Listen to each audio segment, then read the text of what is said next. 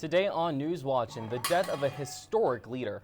A Democrat wins Alaska's special election for Congress. And a Hall of Fame manager sidelined indefinitely. Good morning, I'm Andreas Rendon. And I'm Jeremy Goldstein.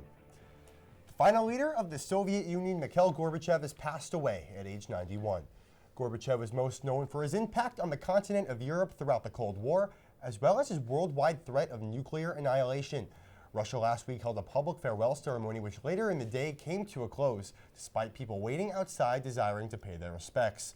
Current Russian President Vladimir Putin privately put down flowers at Gorbachev's memorial, but didn't make a public appearance. Putin called the breakup of the Soviet Union, which again was under Gorbachev, the 20th century's greatest geopolitical catastrophe. 2 local residents are facing felony charges for burglary and assault. 33-year-old Michael Thomas was indicted with 16 counts of breaking into several Ithaca businesses over the summer, including Fall Creek House and Antler Restaurant. Now, each charge holds a maximum sentence of 7 years in prison. The other man, 45-year-old Troy Washington, was arrested on August 19th for reportedly firing a gun at a Boatyard Grill employee. The employee, however, was not injured. Washington faces charges for criminal possession of a weapon and attempted assault. The indictments were announced by Tompkins County District Attorney Matthew Van Houten, and the suspects have not been convicted. After Amtrak in 2014 warned the tri-state area that there would be an inevitable shutdown of the New Jersey Manhattan Rail Tunnel, today it was announced the renovations would not be completed until 2035. Along with the delays, the total cost of the fixes are expected to be around $16.1 billion after previously being only $14.1 billion. The main cause of damage is 2012 Superstorm Hurricane Sandy. New York Governor Kathy Hochul described the project as a transformative one, and New Jersey Governor Phil Murphy also expressed his support for the renovations, emphasizing his support for accessible transformation. This just in, 250 million pounds of food from landfills have been rerouted to people in need. The nonprofit group Food Forward since 2009 has delivered over 1 billion servings of fresh food items and produce to less fortunate and insecure communities. So far, Food Forward has worked with 12 California-based counties and several other states, as well as 2 tribal communities.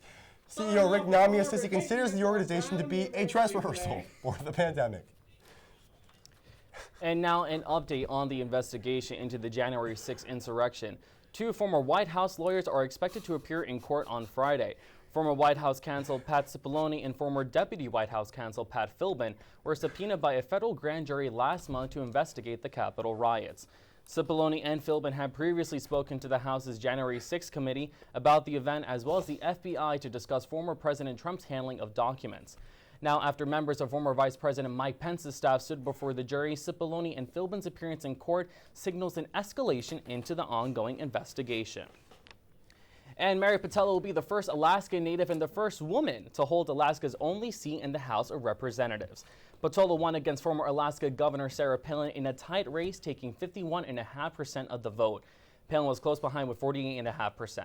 Now, the special election came after Dong Young, the former Alaskan representative, died back in March.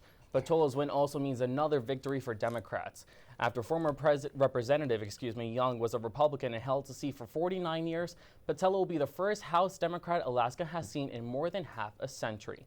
Patella will serve office for Young's remaining months from his term, but she will run for a full 2 years in November.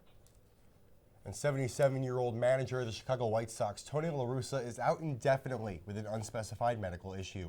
Chicago outfielder Andrew Vaughn mentioned it could be a few different things, including something going on with his heart. Until his return, bench coach Miguel Cairo will take on managerial duties. Cairo mentioned when speaking to the media that it was the team doctors who informed LaRussa to step down following a recent evaluation. Now take a listen to this. During a soccer match back in 1972, a man in England shoved a goalie to score the winning point in a game. Now 50 years later, that man, Graham Jones, reunited his team for a second chance at a fair fight. Jones spent the last 18 months tracking down his old teammates from the Gayton Primary School, the school where he and his friends attended half a century ago. Jones was also able to find his coach and invited him to the game to complete the reunion. And while Jones and his team lost 6-2 against the St. Peter's School, the same rivals from years before, he says that he can sleep knowing he put his demons to rest. Coming up after. Oh, Now, Jeremy, I don't know about right. you, but I think that last story showed a perfect example of sportsmanship, if you ask me. without a doubt, 18 months is a lot of commitment, a lot of respect for this guy. And honestly, 18 months that shows love for the game and love for his friends and community. An inspirational story for us all. Coming up after the break, Pete Johan's TikTok account gets banned again after claims of harassment. And the latest updates on the indictment of Ezra Miller for kidnapping and murder. Stay with us.